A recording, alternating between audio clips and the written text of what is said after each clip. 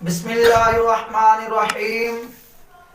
عزیزان محترم، آج کی گفتگو محبوب سبحانی قطب ربانی حضور غوث العظم شیخ عبد القادر جیلانی حسنی حسینی المعروف ذو الغوث اعظم رضی اللہ تعالی عنہ آپ کی زندگی کا نمایاں پہلو تعلیم و تربیت اور مخلوق خدا کی رشد و ہدایت اور ان کے لیے دین مصطفیٰ صلی اللہ علیہ وسلم کی تعلیم و تبلیغ کا اہتمام و انتظام کرنا تھا۔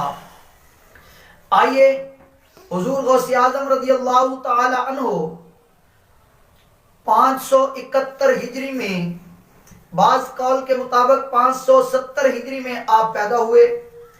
18 سال کی عمر میں آپ نے اپنی والدہ ماجدہ سے اجازت لے کر اپنے قصبہ جیلان سے بغداد شریف کی طرف مدرسہ میں داخلہ لینے کے لیے، علم دین حاصل کرنے کے لیے سفر کیا، اور وہاں پہنچ کر اپنے وقت کے جید علماء اور محدثین کے سامنے آپ نے زانو تلمذ طے کیا اور علم تفسیر قرآن، علم حدیث، علم مذاہب اربع کے فقہی علوم اور تجوید و قرات کا علم آپ نے حاصل کیا۔ پھر آپ نے 528 ہجری میں بغداد شریف میں مدرسہ نظامیہ قائم کیا، جہاں پر آپ خود 4 اسباق پڑھایا کرتے تھے: علم قرآن اور تفسیر، علم حدیث نبوی صلی اللہ علیہ وسلم اور مذاہب اربع کا تمام فقہی مذاہب کا اسباق آپ پڑھایا کرتے تھے۔ ظہر کی نماز کے بعد آپ تجوید و قرات کے لیے قرآن پاک کی تعلیم دیا کرتے تھے۔ تو لہٰذا حضور غوث اعظم رضی اللہ تعالی عنہ کا وہی مشن ہے جو انبیاء کرام کا مشن تھا، تعلیم و تربیت، تبلیغ اور قوم کو رشد و ہدایت عطا فرمانا اور اللہ تبارک و تعالیٰ کے احکامات کی طرف راغب کرنا۔ حضور غوث پاک رضی اللہ تعالی عنہ آپ نے خود علم دین حاصل کیا، اپنے وقت کے محدثین، علماء، شیوخ کے سامنے زانو تلمذ طے کیے، اس کے بعد مدرسہ قائم کیا، درس و تدریس کی۔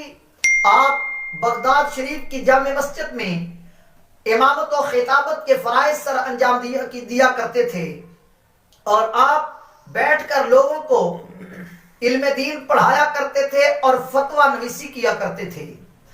شیخ عبدالحق محدث دہلوی رحمت اللہ تعالی علیہ اخبار الاخیار شریف میں لکھتے ہیں کہ ایک مرتبہ ایک مسئلہ کہ ایک آدمی نے قسم اٹھا لی کہ اگر میں اب ایسی عبادت نہ کروں جس میں پورے روئے زمین پر میرے ساتھ کوئی دوسرا آدمی شریک نہ ہو تو میری بیوی کو 3 طلاقیں۔ اب اس سوال کے جواب میں عرب و عجم کے علماء عاجز آ جاتے ہیں، حیران و پریشان ہو جاتے ہیں کہ کیا جواب لکھا جائے۔ جب یہ مسئلہ حضور غوث اعظم رضی اللہ تعالی عنہ کے سامنے پیش کیا گیا تو آپ نے فی البدیہہ اس کا جواب ارشاد فرمایا اس بندے کو عرب شریف میں بیت اللہ شریف کے سامنے مطاف میں لے جایا جائے اور مطاف کو خالی کروا دیا جائے، جب تک یہ بندہ اپنا طواف کرے کوئی دوسرا آدمی اس کے ساتھ شریک نہ ہو۔ فرمایا اس کی بیوی کو طلاقیں بھی نہیں ہوں گی اور اس کی قسم بھی نہیں ٹوٹے گی۔ کیوں؟ طواف پوری روئے زمین پر ایک ہی جگہ بیت اللہ شریف کا کیا جاتا ہے۔ تو اس سے پتہ چلا آپ کتنی ذہانت کے مالک تھے، آپ کتنے ذہین اور معاملات کو سمجھنے والے مفتی تھے۔ آپ بیک وقت عالم دین، خطیب، مفتی اور درس و تدریس کرنے والے مدرس بھی تھے۔ آپ کے ساتھ کئی کتابیں منسوب ہیں جو آپ نے تحریر فرمائی۔ عزیزان محترم، حضور غوث العظم صرف وہ پیر ہی نہیں تھے، آج جس طرح علم سے کورے پیر جن کو علم دین کی تبلیغ سے ایسے جیسے ان کو چڑ لگتی ہے۔ حضور غوث اعظم کو خواب میں رسول اللہ کا دیدار ہوا ظہر کی نماز سے پہلے۔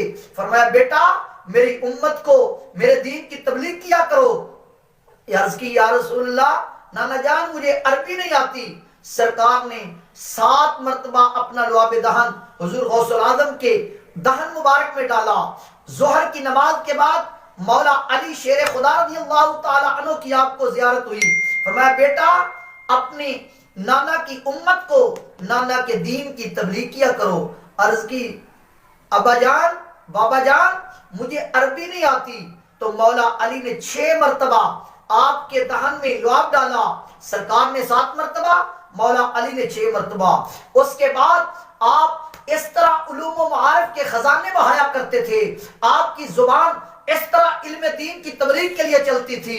70 ہزار کا مجمع جن و انس اس مجمع میں وقت کے اولیاء محدثین اس میں ہوا کرتے تھے، اور حضور غوث اعظم بغداد شریف کے منبر پر ان 70 ہزار کے مجمع کو دین اسلام کی تبلیغ اور خطاب کیا کرتے تھے۔